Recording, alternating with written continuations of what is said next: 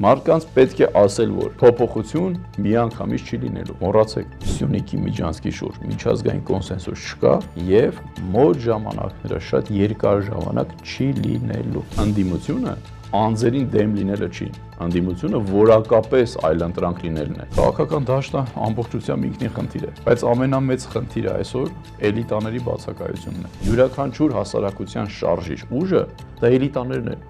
Մարդիկ, ովքեր այդ ամեն մեկը իր ոլորտում լավագույն որակների կրողն է եւ կարողանում է առաջնորդել։ Հայաստանը բացառապես դեգրադացվել է բոլոր ոլորտներում։ Ազգային ոգուց սկսած, ռազմական ներուժով, մնացածով, օրակարգով անընդհատ Հայաստանը դեգրադացվել է։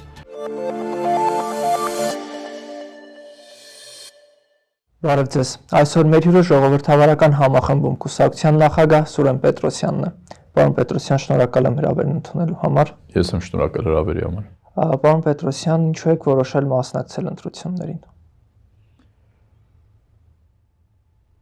Մեր օրակարգը մշտապես եղել է քաղաքական համակարգի խորքային փոփոխությունները։ Այս պահին ընտրությունները միակ ճանապարհն են, որով հնարավոր է սպասարկել մեր օրակարգը, քաղաքական համակարգի խորքային փոփոխությունները եւ առողջացման տանող ճանապարհը։ Բնականաբար շատ լավ պատկերացնում ենք, որ խնդիրները շատ են, ընտրական process-ով փոփոխությունները որպես այդպիսին այդքան էլ իրատեսական չեն մեր երկրում, սա եւս շատ պարզ է, բայց մենք նաեւ երբեք չենք ասել, որ այս ընտրություններով գնում ենք 51% հավաքելու կամ գնում ենք իշխանություն դառնալու։ Մենք մշտապես ասել ենք եւ ասելու ենք մեր հանրությանը, որ մեր խնդիրը այդ ինստիտուցիոնալ ճեղքում իրականացնելն է, մտնել պարլամենտ, լինել պարլամենտում եւ օգտագործելով այդ բարձր ամբիոնը կարողանալ ավելի տարածել մեր օրակարգը եւ այդ օրակարգի շուրջ ստանալ ավելի մեծ աջակցություն։ Միևնույն ժամանակ այս գործընթացը ուղեկցվում է ինստիտուցիոնալ կայացմամբ, այսինքն կուսակցությունը ամեն օր մարզերով, համայնքներով եւ այսպես շարունակ ընդլայնվում է եւ ոչ թե շտաբային տրամաբանությամբ, այլ կառույց, որը ունի ցանց, եւ որը վերաբերում է ոչ միայն Հայաստանին, այլ նաեւ մենք ընդլայնվում ենք Հայաստանից դուրս։ Քաղաքական դաշտի ինչ խնդիրներ կան, որոնք պատրաստվում եք լուծել։ Քաղաքական դաշտը ամբողջությամբ ինքնին խնդիր է, բայց ամենամեծ խնդիրը այսօր էլիտաների բացակայությունն է, քաղաքական էլիտաների։ Ցավոք մենք 30 տարուց ավելի չենք ունեցել էլիտաներ։ Մենք ունեցել ենք վերնախավ, սրանք շատ տարբեր բաներ են։ Վերնախավը այն մարդիկ են, ովքեր ինչ-ինչ պատճառներով կամ ինչ-ինչ հանգամանքներում կարողացել են հայտնվել սոցիալական բուրգի գագաթին, բայց նրանք այդ արժեքային կրողը չեն եղել, ռազմավարական ապագայի մոդելավորողը չեն եղել, պետության կոնցեպտի ըմբռնողը որպես այդպեսին չեն եղել եւ որոնց հիմնականում բնորոշ է եղել միայն սեփական, խմբային, անձնական շահի սպասարկումը։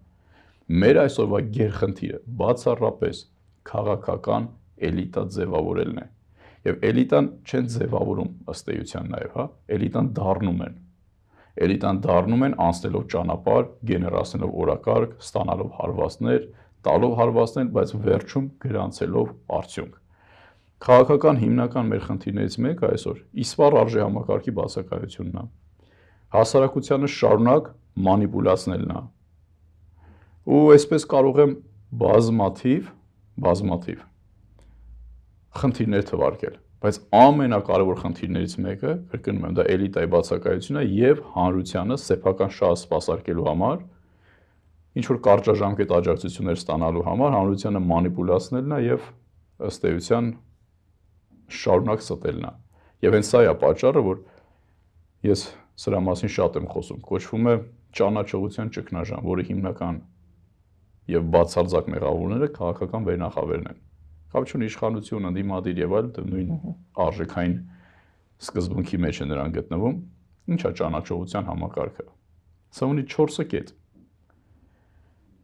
Արդյոք ես ճանաչում եմ ինչ շրջապատող միջավայրը եւ աշխարհը։ Արդյոք ես գիտեմ ինչ խաղի կանոններ են գերակայում ինչ շրջապատող միջավայրում։ Երրորդը, արդյոք ես ճանաչում եմ ինքս ինձ, եւ չորրորդը, արդյոք ես պատկերացնում եմ իմ տեղն ու դերը փոփոխվող այս իրականության մեջ։ Մեր մոտ ոչ թե այս կետերից մեկն է խարխլված, եւ որպես կանոն պատմական ճշմարտություն է, թե 4 կետերից մեկը խախտված է լինում, ամբողջ համակարգը ազգի, կենսունակության, պետության կենսունակության ամբողջությամբ փլվում է։ Մեր մոտ ոչ միայն այս 4 կետն է խարխլված, այլ շարունակ ավելին խեղաթյուրում այս 4 կետը։ Պատկերացումը մեր շրջապատող աշխարհի վերաբերյալ, թե ինչ կանոններով է շարժվում աշխարհը, պատկերացումը թե ով ենք մենք, տեսեք մեր ինքնությունը շարունակ ամեն օր կերպափոխման են փորձում ենթարկել, հրաժարելով մեր ինքնությունից, պատմությունից, իմաստանշանային համակարգից։ Աշխարհի մասին տալիս են կեղծ պատկերացումներ։ Կարծեք մենք ապրում ենք օրինակ 1945 կամ 46 թվականին հետ պատերազմյան ժամանակաշրջանում օրինակ եմ ասում։ Խաղի կանոնների մասին խոսում են այնպիսի բաներ, որոնք պատմության մեջ երբեք չեն եղել, բայց ասում են որ այսօր կան միջազգային հանրություն, կա երաշխավորներ մեր խաղաղության համար եւ այլն եւ այլն։ Մի խոսքով այս ամբողջ համակարգը խորքային առումով խեղաթյուրված է, բայց մյուս ամենակարևոր խնդիրը որ մարդիկ շատ դերակատարներ քաղաքական փորձում են հասարակության առաջնային պահանջների վրա խաղալով մոլորեցնել եւ ասել որ հասարակության եւ պետության առողջացումը սկսելու է տնտեսական բարեկեցությունից։ Բայց մարդկանց ամենաշատ այնց դա չի հետաքրքրում։ Հեք մարդկանց հետաքրքրում է այն ինչին որ շարունակ նրանց սովորեցրել են։ Եկա պարոն Պետրոսյան, կարիքների պահանջմունքների ոնց որ առաջնահերթություններ, եթե մարդը սոված է, ինքը ինքնության մասին չի մտածելու, չէ՞։ Ճիշտ է, բնականաբար մտածելու է, բայց առաջնահերթությունը շատ դեպքերում տալու է գոյատևման պահանջմունքը բավարարելուն, ճիշտ է։ Հիմա հետ են գնում մի փոքր հետ, հա, մոտ 30 տարի։ Այդ 30 տարիների ընթացքում ինչպես ստացվեց, որ դրա նախորդող ժամանակը ԽՍՀՄ-ի ժամանակ մենք ունենալով ոչ անկախ պետություն, հաջորդ չունենալով անկախ պետություն, ունենք շատ ավելի ազգային ինքնության կրող վերնախավեր կամ էլիտաներ, ունենք փայլուն կրթական համակարգ, սա ԽՍՀՄ-ի գովաբանության մասին չի, հարցը հենց դա է, չունենալով անկախ պետություն։ Հետո հենց ունեցանք անկախ պետություն, որ մեր խնդիրը պետք է լիներ մեր ունեցածի երկրաչափական պրոգրեսիայով զարգացումը, խթանումը, ունեցանք հասարակություն, ձևավորեցին վերնախավերը ձևավորեցին հասարակություն, որը որպես այդպիսին անկախության գաղափարի հետ կապ չուներ, կրթական մակարդակը հասցրեցին ամենացածր կետին, գիտական մակարդակի մասին ընդհանրապես չեմ խոսում, որը ուղեկցվեց նաև ուղեղների արտահոսքով, այսինքն նաև հասարակությունը զրկվեց էլիտաներից, յուրաքանչյուր հասարակության շարժիչ ուժը դա էլիտաներն են, մարդիկ, ովքեր այդ ամեն մեկը իր ոլորտում լավագույն որակների կրողն է եւ կարողանում է առաջնորդել։ Այդ մարդիկ ուղղակի վտարվեցին Հայաստանից։ Իսկ այն հասարակությունը եւ պետությունը, որը ունի էլիտաներ, ինքը դատապարտված է վերացման։ Հիմա այս 30 տարիների ընթացքում մարդկանց ըստ էության զրկելով ամեն ինչից եւ բերելով այն իրավիճակ, որ մարդը անգամ սովորական գոյատևման խնդիր է փորձում լուծել, ինքը բնականաբար շատերը ինչ որտեղ նաև կարող է ընկալունակ չլինեն այս ինքնության խնդիրներն եւ այլն, որովհետեւ այս ամբողջ ընթացքում կրթությունը, գիտական ցենզը, սոցիալական մակարդակը եւ այլն հավասարացրել է գրեթե 0-ի։ Եվ հիմա փոխարեն այս process-ը բարձրացնեն եւ դիսկուրսը բարձրացնեն ավելի բարձր մակարդակի, հակառակ ասեն մեր իրականում այս դիսկուրսը սա է, մենք իջնենք այս մակարդակի, որ մարդիկ մեզ հասկանան։ Դա չեղավ էլիտայի վարքագիծ։ Անկախ նրանից հասարակությունը այս պահին ինչ է ուզում լսել, շատ դեպքերում թեպետ ես համաձայն չեմ դրա հետ, որ հասարակությունը այս դա է ուզում լսել, որովհետեւ ամեն օր շփվում են մարդկանց հետ ու մարդիկ շատ լավ պատկերացնում են ինչ է կատարվում, շատ լավ։ Դա ԶԼՄ-ներն են ներկայացնում այդ կեղծ իրականությունը։ Մենք ոչ թե պետք է ասենք մարդիկ էս են ուզում մեզնից լսել,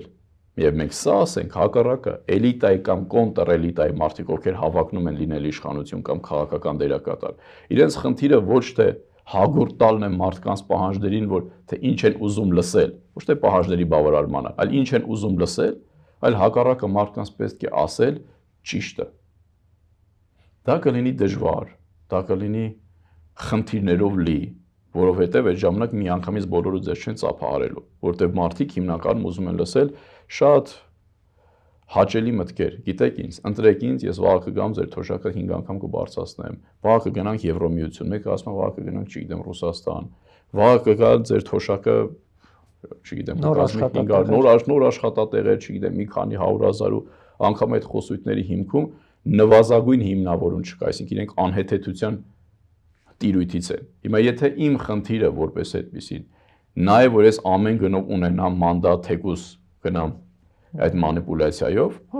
շատ հեշտ է։ Հավատացած եղեք, ես իմ օրինակով կարող եմ ասել, նաև մասնագիտության բերումով շատ քչերը կկարողանան ավելի լավ այդ ցանկալի խոսքերը ձևակերպել եւ մարդիկ շատ ավելի կարող են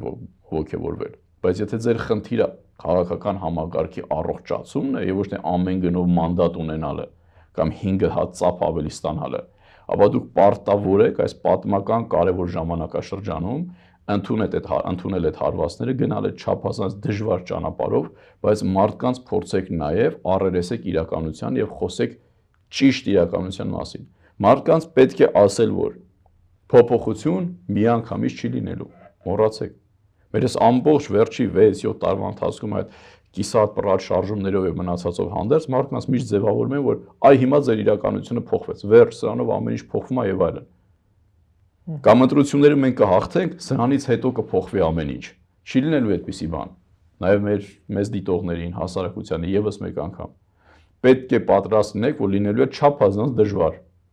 Ցանկացած առողջացման տանող process լինելու է շատ դժվար, լինելու է զրկանքներով լի։ Մեր ժամանակաշրջանում, երբ աշխարհը մտել է գոյատևման փուլ, կեղծ է խոսալ զարգացման օրակարգերից, ինչպես խոսում է ներկայ իշխանությունը, ինչպես խոսում է տիտղոսակիր ընդդիմությունը, հա, տնտեսական ծրագրեր եւ այլն, ինչի մասին է խոսում։ Դուք տեղյակ չեք աշխարհում ինչ է կատարվում։ Ամբողջությամբ առաջնահերթությունները եւ խնդիրները այլ են։ Կամ այն մյուս խոսույթը, գիտեք, մենք կգանք միանգամից կգնանք ավելի լավ երթում կտանք Ռուսաստանին, մեկը կգանք ձեզ կտանենք միանգամից ՆԱՏՕ, առանց հասկանալու ՆԱՏՕ-ն ինչ է, Եվրոմիությունը ինչ է, Ռուսաստանի Դաշնությունը ինչ է ընդհանրապես։ Ու այսպես շարունակ պետք է միֆերը, կործանարար միֆերը կործանարար մարդկանց իրականության հետ հանդիպացնել, այսպես ասած։ Շատ լավ, պարոն Պետրոսյան, ձեր ներկայացվածությունը խորհրդարանում ինչպես է լուծելու այս քաղաքական դաշտի ձեր բնորոշմամբ խորքային խնդիրները։ Ես իմ խոսքը դրա մասին էր, որ ոչ թե միանգամից լուծում է տալու, միանգամից չի լինելու է քայլ առ քայլ։ Օրինակ ԽՍՀՄ, երբ ԽՍՀՄ փլուզվեց, ձևավորվեց երրորդ հանրապետությունը, չէ՞, պայմանական։ Ես ձևի մասն եմ ասում, բովանդակությանը չանադառնանք։ Եթե ուզում ենք փոփոխություն տեղի ունենա, առաջին հերթին պետք է կարողանանք այս քաղաքական համակարգը որպես այդպեսին փլուզել։ Դա չի լինում միանգամից։ Ով կասի, որ ես միանգամից կփլուզեմ, ստում է։ Դե 30 տարուց ավելի ամրապնդված այս քաղաքական համակարգը, որի խնդիրը բացառապես սեփական շահի կամ խմբային շահի սպասարկումն ու իր սեփական վերարտադրությունն է, միանգամից ոչ մի ուժ չի կարող գալ եւ փլուզել։ Առաջի համախնդիրը պետք է լինի քաղաքական համակարգի փլուզումը եւ ճեղքումը առաջին հերթին։ Ճեղքումից հետո փլուզումից հետո նոր սկսում է արդեն ձևավորվել նոր խաղի կանոններ, նոր դերակատարներ։ Ինստիտուցիոնալ առումով պարլամենտում լինելը այդ ծիլն է, որը ճեղքում է փոխհամաձայնեցված խմբիշխանությունը եւ հասարակությանը հնարավորություն է տրվում այլընտրանքային օրակարգ եւ այլընտրանքային դերակատարներ, որից հետո process-ները շատ ավելի արագ կարող են տեղի ունենալ։ Դա բոլոր այն process-ները, որոնք արգելված չեն կամ համանadrությանը չեն հակասում։ Դա հավաք կլինի, չգիտեմ, էլի ինստիտուցիոնալ գործընթաց կլինի, կարող ընդհանրապես 1 տարի հետո ճգնաժամ է տեղի ունենում, եւս ընտրություններ է լինում։ Բայց կարևորը ինստիտուցիոնալ առումով այդ ճեղքը տալն է։ Եվ շատ կարևոր է, որ հիմա մենք ունենանք ուժ, ով թե գաղափարապես, թե ֆինանսապես, թե բարոյապես դուրս կլինի այս նույն քաղաքական համակարգի կապանքներից եւ ճիրաններից։ Իսկ դա չի լինելու միանգամից։ Մեր հասարակությունն էլ պիտի իմանա, որ դա լինում է քայլ առ քայլ։ Եթե մենք ինչ-որ մեկի պրոյեկտ չենք կամ ինչ-որ մի, հա, այսպես ասած, կոնսպիրատիվ տեսության շրջանակներում չեն գործում, չեն կարող մենք գանք ու միանգամից 40% հավաքենք կամ 51% հավաքենք։ Եթե դուք իրականում քաղաքական համակարգին դեմ եք գործում եւ գործում եք հանուն օրինակ հայկական պետության։ Շատ լավ, պարոն Պետրոսյան, այս հարցը երևի ձեզ մի 100 անգամ տվել են, բայց ամեն դեպքում ինձ էլի հետաքրքիր է, չեք վախենում ձայներ փոշիացնելուց։ Դա նախ կեղծ օրակարգ է։ Ամենամեծ եւ ամենակեղծ օրակարգը, որին մոտ ժամանակներս ավելի հանգամանորեն կանադառնամ, ինչը նշանակում ընդհանրապես ձայներ փոշիացնել հասկացողությունը։ Նախ ինչ որ միտեղ դա կարող էր տրամաբանական լիներ, եթե այն մյուս կողմին ես համարեի ընդդիմություն։ Ես բազմիցս ասել եմ, ընդդիմությունը անձերին դեմ լինելը չի, ընդդիմությունը որակապես այլընտրանք լինելն է։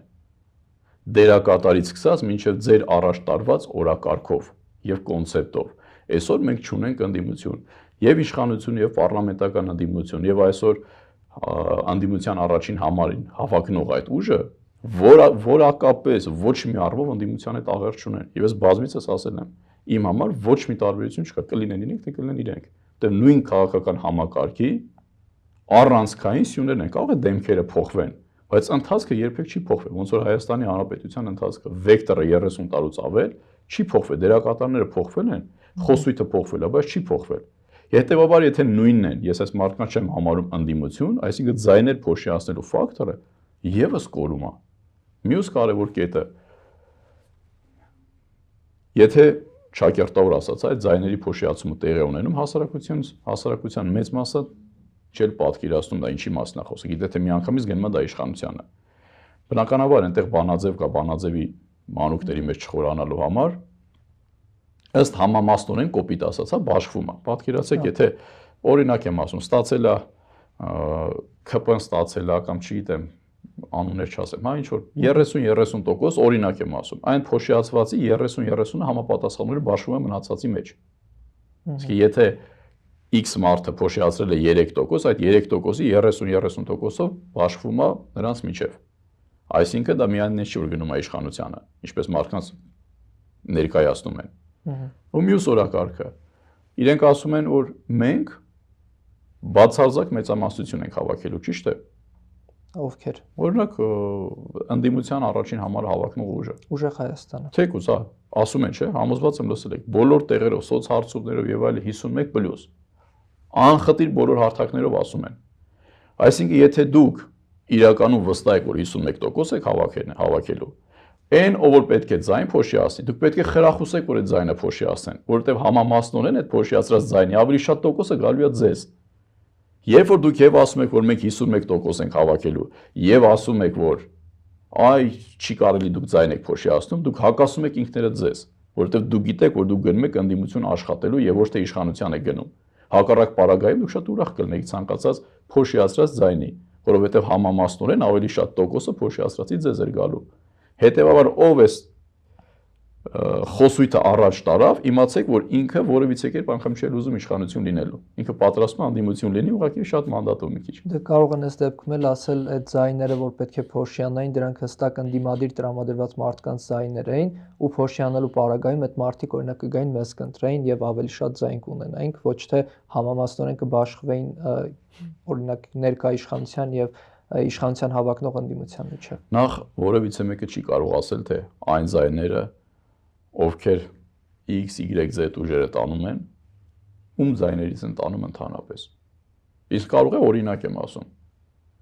Ես պայմանական եմ ասում, չնայած ես այդ փոշիացման օրակարգի մեջ չեմ ուզում մտնել, բայց օրինակ ես տանում եմ այն ձայները, պայմանական եմ ասում, որոնք պետք է այսպես թե այնպես ընտրեին Նիկոլ Փաշինյանին, որովհետև ասում են, եթե կա Նիկոլ Փաշինյան եւ օրինակ պարլամենտական ընդդիմություն, ավելի լավ է Նիկոլ Փաշինյանը մնա։ Իսկ կարող է ես լինելով այլընտրանք, մարդիկ ասում են, ուրեմն այդ պարագայում Իրանը չեմ ընտրի, կգնամ այս մարդուն կընտրեմ։ Իսկ ունեք նման վերլուծություն, ոնց որ ինչպիսի տրամադրություն ունեցող մարդիկ են պատրաստ ձեզ ձայն տալ։ Բնականաբար հստակ վերլուծության մասին խոսել շատ դժվար է, որովհետև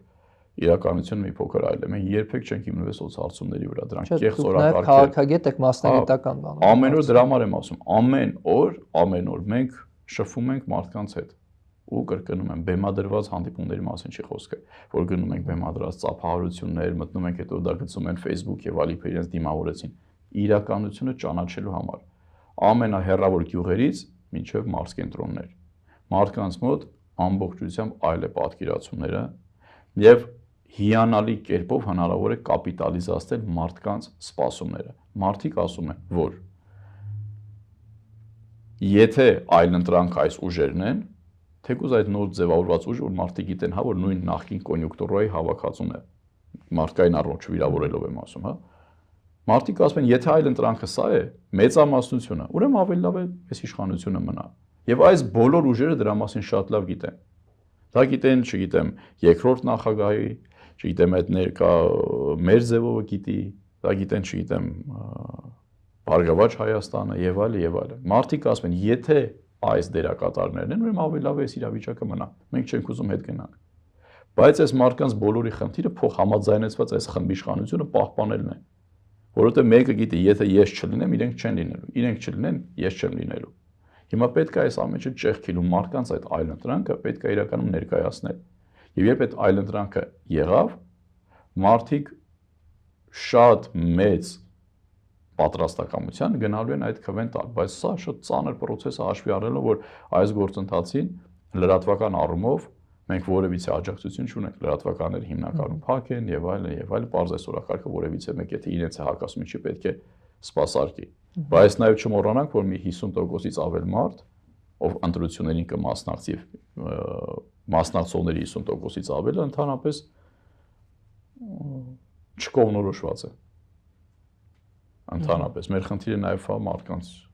ով իշխանական է կողմ, ով ճակերտավոր ընդդիմադիր է, նրանց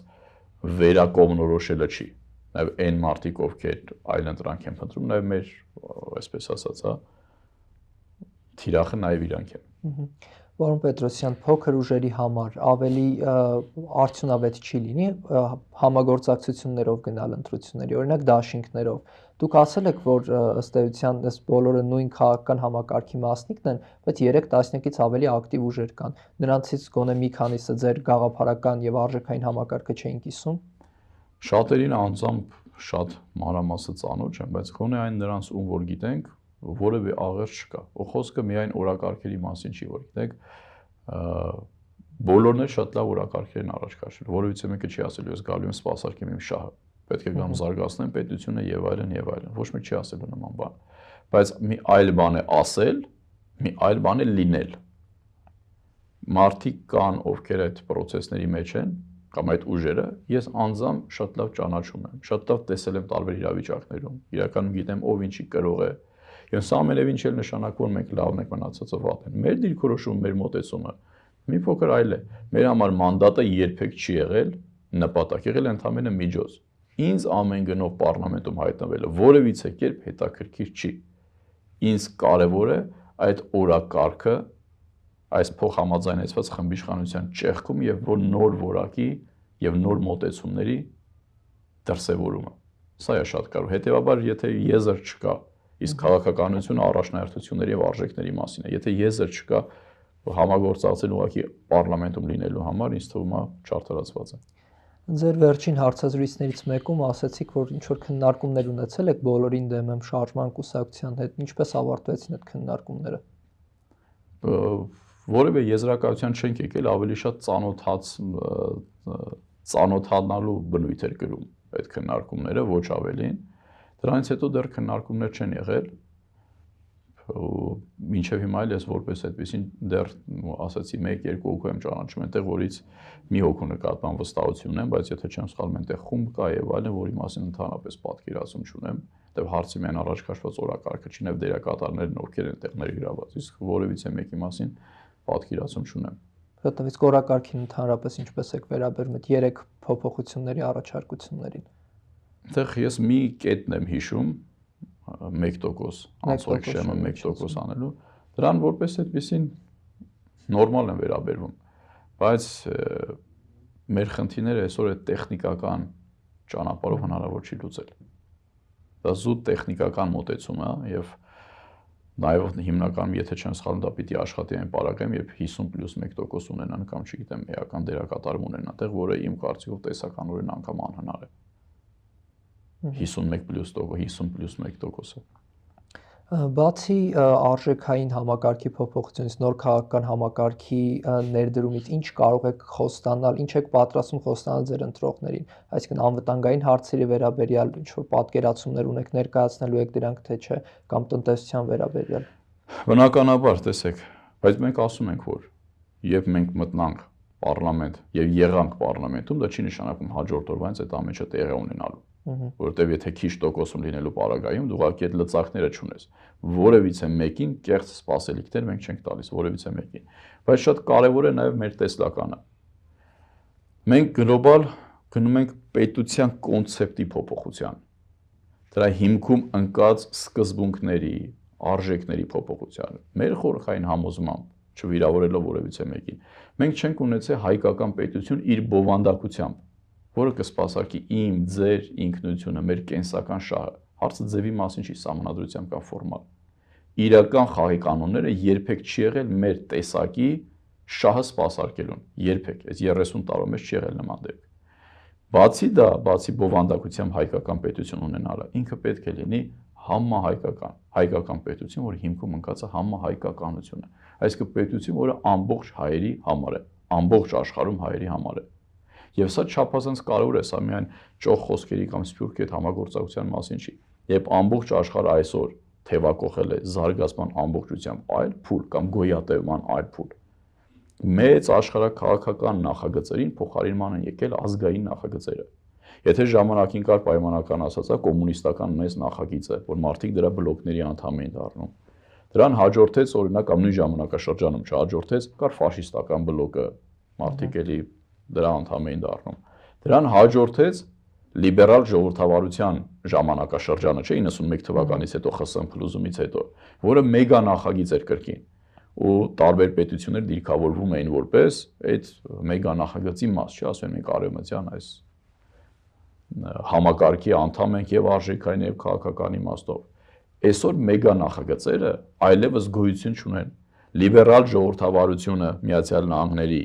առաջնորդության, որ 91 թվականին կար, այլևս գոյություն չունի։ Մեգա նախագծեր չկան այսօր։ Այսօր կան բացառապես ազգային նախագծեր, հետեւաբար կեղծ են օրակարգը, որ մարդիկ ասում են, թե գիտեք ինչ, մենք պետք է ընտրենք Ռուսաստան կամ Միացյալ Նահանգներ եւ այլն, որ բլոկ չկա այսօր ընդհանրապես։ Եվ որևիցե կերպ բլոկ չէր կարելի համարել օրինակ Ռուսաստան, Չինաստան, Իրան, կամ ԵՄ, Միացյալ Նահանգներ կամ Թուրքիա, դրանք բլոկներ չեն այլևս։ Մեգա նախագծերը չկան, կան այլևս ազգային նախագծեր։ Մեր միակ ներուժը մեր ազգային կապիտալի մեջ է, մարդկային կապիտալի, որը մենք ունենք անսահմանափակ որտեղ ունենք անսահմանափակ հնարավորություն, աշխարհասփյուռ։ Պետությունը իր բովանդակությամբ պետք է դառնա համահայկական, որտեղ ըստ էության երկու կոնցեպտ պետք է գործի, որը շատ իրատեսական է եւ շատ կարճ ժամանակում հնարավոր է կիրառել։ Հայ լինելը պետք է լինի անվտանգ եւ հայ լինելը տնտեսական առումով պետք է լինի շահավետ։ Ինչ է նշանակում հայ լինելը պիտի լինի անվտանգ։ Այսինքն աշխարհի տարբեր կետերում գտնվող հայկական համայնքները իմանալով հայկական պետության լինելիության մասին հայկական պետություն որպես առանցք, իրեն գիտեն, որ իրեն շահերը մշտապես սպասարկվելու եւ պաշտպանվելու է այդ հայկական պետության կողմից, անկախ նրանք որ երկրում են։ Դրա գործիքակազմը բազմաթիվ են։ Մենք սա իրականացնելու ունենք անսահման հնարավորություններ հաշվի առնելու հայ առաքելական Սուրբ եկեղեցին, որը պատրաստի ինստիտուտ է ամբողջ աշխարհով մեկ, որը իր շուրջ է միավորում նաեւ հայ համայնքների։ Եվ սա կարևորագույն կոնցեպտ է, որը մեր մոտ երբեք չի եղել։ Եվ այս սրա վառ օրինակը այն եզրույթն է, որը մեզ բոլորիս ծանոթ է, ազգային անվտանգության օրինակ ծառայություն։ Ուշադրություն դարձնեք ինչի պետական անվտանգության ծառայություն չի, այլ ազգային անվտանգության։ Սա ես խոսում եմ գիտական տեսանկյունից։ Մեր մոտ եղել է ազգային անվտանգության ծառայություն, բայց ինքը որպես այդպեսին եղել է պետական անվտանգության ծառայություն իր բովանդակությամբ։ Ազգային անվտանգության ծառայություն իմաստը նա է, որ պետությունը պարտավոր է իր ազգի ներկայացուցիչների անվտանգությունը ապահովել նաև իր երկրի սահմաններից դուրս։ Սա է ազգային անվտանգության սկզբունքը եւ տարբերում է պետական անվտանգությունից։ Եվ սրա վառ օրինակներից մեկը, որ Գազայի ճգնաժամը սկսել էր դեռ Բայդենն էր, եթե չեմ սխալվում այդ ժամանակ։ Բայդենը երբ գնում է Իսրայել, ելույթի ժամանակ շատ կարևոր խոսք է ասում, որը որպես այդպեսին արձագանք առանձնապես չի ստանում եւ չի տարածում, անգամ չի թարգմանվում այդ հատվածը։ Ասում է երբեք չմոռանաք, որ Իսրայել պետությունը ամբողջ աշխարհով տարածված եւ սփռված հրեաների անվտանգության երաշխավորն է եւ ոչ միայն Իսրայելի։ Այս կոնցեպտը շատ կարևոր է։ Սա այսինքն թույլ է տալիս ոչ թե նաև գնում է տրամաբանության փոփոխությունն է գնում, որ դեք ինչ մենք սփյուռքը միշտ նայել ենք որպես դրամապանակ, ասել են խնդրում ենք փող տվեք, դու գործ ունեք, մենք ինչ պետք է այստեղ կանենք, ոչ, այդ համահայկականության սկզբունքը պետք է դրվի, մարդը պետք է ունենա պատկանելություն, պետք է ունենա անվտանգության նաև գործուն մեխանիզմներ, ոչ թե միայն ինքն է տալիս պետությանը, այլ նաև պետությունը իր անվտանգության երաշխավորն է։ Դա դիվանագիտական խողովակներով կլինի, պետությունն ունի անսահման հնարավորություններ, հաշվի առնելով, որ մենք ամբողջ աշխարհով սփռված ազգ ենք, բոլոր տեղերում ունենք հսկայական հնարավորություններ իշխանության վրա ազդեցության, մինչև հասարակության մեջ տարբեր շերտերում կարևորագույն դերակատարներ ունենալով։ Իսկ սա այնքան պրակտիկա սա իրագործելը, սա միակ տարբերակն է, որով հնարավոր է պետությունը դարձնել կենսունակ, պետությունը պիտի լինի ամբողջ հայության հայրենիքը, սա շատ կարևոր է։ Իսկ ինչպես եք վերաբերվում, կներեք, Սփյուռքում ապրող հայերին, ովքեր ունեն Հայաստանի քաղաքացիություն, ընտրելու իրավունք տալու։ Դա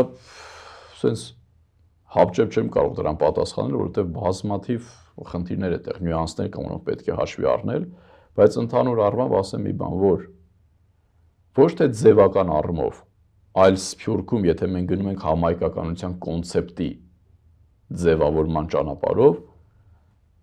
մարդը պետք է կարողանա մասնակից լինել պետության ձևավորմանը եւ նաեւ ունենա որոշակի պատասխանատվություն, ոչ թե միայն մասնակցի իշխանության ձևավորմանը եւ դրա համար պատասխանատվություն չկրի իր կյանքը կապի ուրիշ տեղի հետ, այլ պիտի լինի եւ մասնակցություն եւ պատասխանատվության ինչ-որ տրամաբանություն, որը բնականաբար շատ իրագործելի է հաշվի առնելով, կրկին եմ ասում, մեր կայացած համանքները թեկուզ բազմաթիվ խնդիրներով, ամբողջ աշխարհով մեկ, որոնք նաեւ համախմբված են հայ առաքելական Սուրբ եկեղեցու շուրջ։ Սա պատրաստի ինստիտուտ է արդեն, որտեղ պետք է ուղղակի առանցքում լինի հայկական իշխանություն Հայաստանում, ունենա համահայկականության գաղափարը եւ սկզբունք եւ սրանք գործուն մեխանիզմներ են արդեն, որոնք շատ կարճ ժամանակում հնարավոր է ներդնել։ Հասկանալի է։ Ձեր հարցազրույցներից մեկում, պարոն Պետրոսյան, նշել եք, որ թրիփի վերաբերյալ շատ բացասական եք արտահայտվում, ասում եք, որ դա ըստ էության նույն Սյունիքի միջանցքն է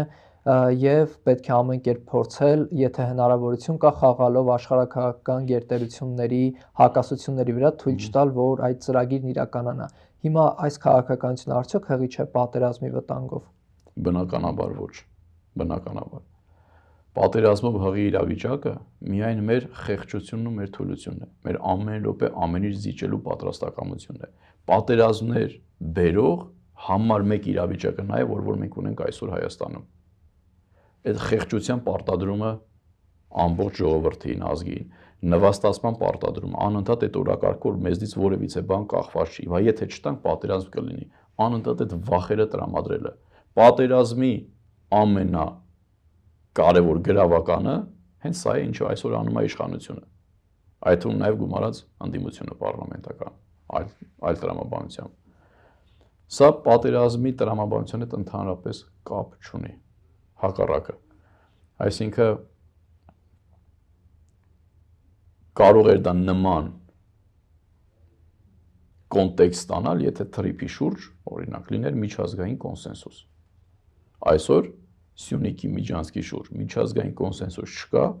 եւ մոտ ժամանակները շատ երկար ժամանակ չի լինելու, շատ երկար ժամանակ։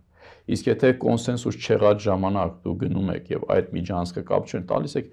մի անգամ ռուսներին, մի անգամ տալիս եք միայն ամերիկացիներին, դուք մշտապես պատերազմ եք բերելու այդ տարածքի վրա, մշտապես, սա պատմական փաստա անհերքելի։ Դրա համար այս իրավիճակում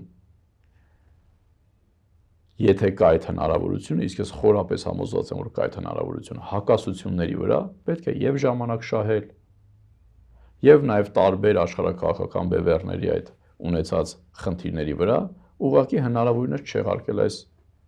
իրավիճակը։ Իսկ ինչքան կարող ենք ժամանակ շահել, օրինակ Ադրբեջանը մի օր ուղղակի ուզելու է այդ միջանցքը օգտագործել, էլի չի հրաժարվելու իր նպատակներից։ Գիտեք, այստեղ բնականաբար Ադրբեջանը ուզելու է, բայց այդ միջանցքը Ադրբեջանին չի պատկանում եւ այդ միջանցքը շատ այլ պետությունների կենսական շահերի տիրույթում է, քան Ադրբեջանի։ Այսինքն այդ միջանցքի առկայությունը լինելը կամ չլինելը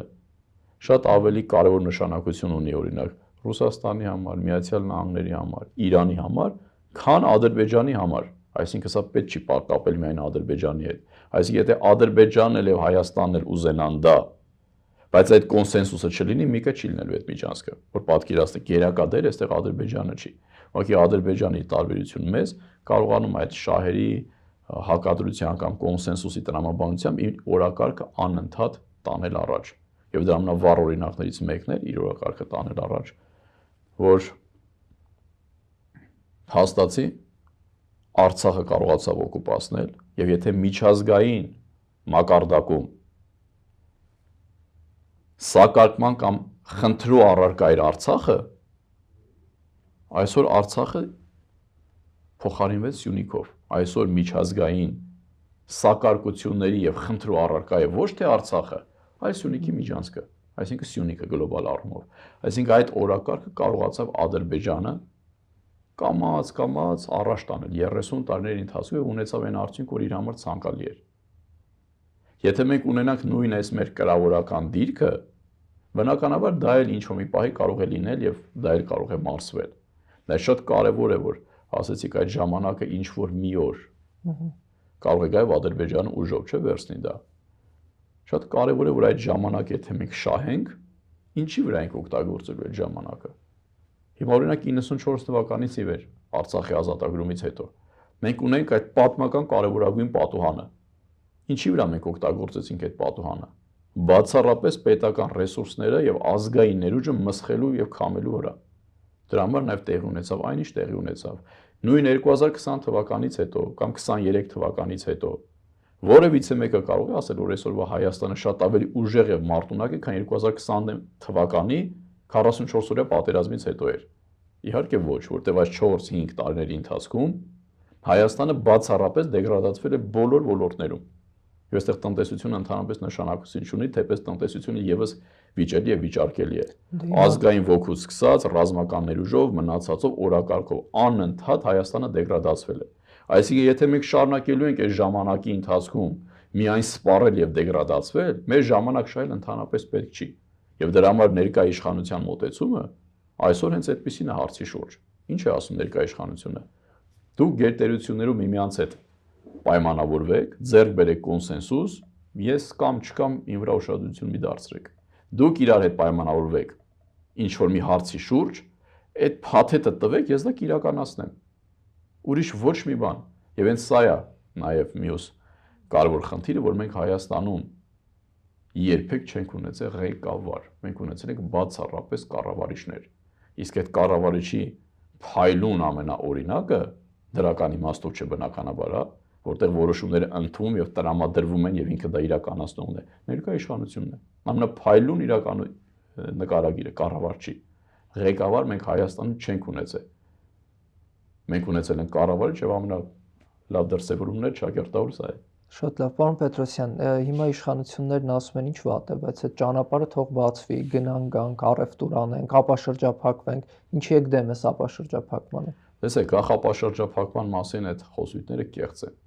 Ճանապարհը Սյունիքի միջանցքը երբեք չի եղել եւ չի կրել տնտեսական բնույթ, երբեք, համենայն դեպս գերտերությունների համար իր թողունակությունով, մնացածով եւ այլն, ինքը երբեք տնտեսական կոմպոնենտ չի ներկայացրել։ Եղել է բացառապես աշխարհաքաղաքական նախագիծ։ Ու ասեմ ավելին, եթե դուք լինեք Մեղրիում, այն ճանապարհը, որը նախատեսվում է իբր այդ թրիփի գործարկում, կտեսնեք, որ դա չի տեղի ունի, չի իրականանալու այնպիսի վիճակում։ Դա հնարավոր չէ։ Մոտակա 15 տարում անգամ է շինարարություն անել, եթե անգամ լինի։ Բայց դա դնենք մի կողմ։ Սա ապաշրջափակման մասին չէ։ Եթե ասում ենք ապաշրջափակում, ապա պետք է նաև ներկայացնենք, թե Հայաստանը ինչ դիվիդենդներ է դրանից ստանում եւ Հայաստանի համար ինչ հանգույցներ են ապաշրջափակվում։ Բայց սա էլ դնենք մի կողմ, պատկերացնենք անգամ սա էլ կա։ Եթե կոնսենսուս չկա այդ միջանցքի շուրջ եւ դուք թողնում եք այդ միջանցքը միայն մի գերտերության վերահսկողության ներքո, դուք ձեր տարածքը մշտապես սարքում եք բախումների գոտի, որովհետեւ մենք գտնվելով քաղաքակրթական խաչմերուկում մշտապես այլ գերտերություններ փորձելու են դրա վրա իրենց վերահսկողությունը ունենալ, որովհետեւ կարևոր հանգույցը քաղաքակրթությունների բախման այդ կետում չի կարող պատկանել միայն մեկ կամ պետք է չլինի, կամ պետք է նաև ներկայացված լինեն կամ կոնսենսուս ունենան այլ գերտերություններ։ Հակառակ պարագայում մշտապես լինելու է բախում եւ դա Հայաստանի կամքից անկախ նաև։ Դա համար այս մոտեցումն է պետք է հաշվի առնել։ Հասկանալի է, շնորհակալ եմ շատ Ես պարոն շնորհակալ Պետրոսյան հետաքրքիր զրույցի համար։ Շնորհակալ եմ մեզ դիտելու համար, շարունակեք հետևել հետքին եւ բաժանորդագրվեք մեր YouTube-յան ալիքին։